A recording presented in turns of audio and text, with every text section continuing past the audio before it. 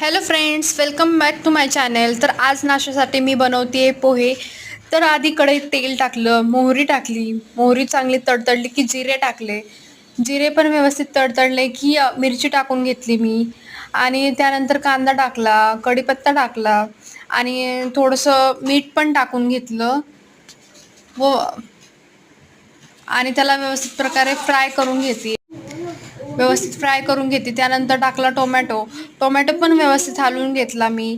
Tomato परतला की त्यानंतर मी शेंगदाणे भाजून घेतलेले ते पण टाकले आणि तेलामध्ये ते पण व्यवस्थित फ्राय करून घेतले. त्यानंतर कोथिंबीर टाकली, ती पण व्यवस्थित प्रकारे हलवून घेतली व त्यानंतर हळद टाकली. हळद टाकल्यानंतर परत एकदा मी परतून घेतलं व्यवस्थितपणे व त्यानंतर आपण इकडे पोहे भिजत ठेवलेले ते टाकले मी. पोहे टाकल्यानंतर व्यवस्थित ते मिक्स करून घ्यायचे व त्यानंतर थोडी कोथिंबीर पण टाकली आणि झाकण लावून झाकून ठेवलं. एक वाफ काढल्यानंतर थोडं मला मीठ कमी वाटलं, त्यामुळे मी परत टाकलं वरतून आणि हलवून व्यवस्थित घेतलं.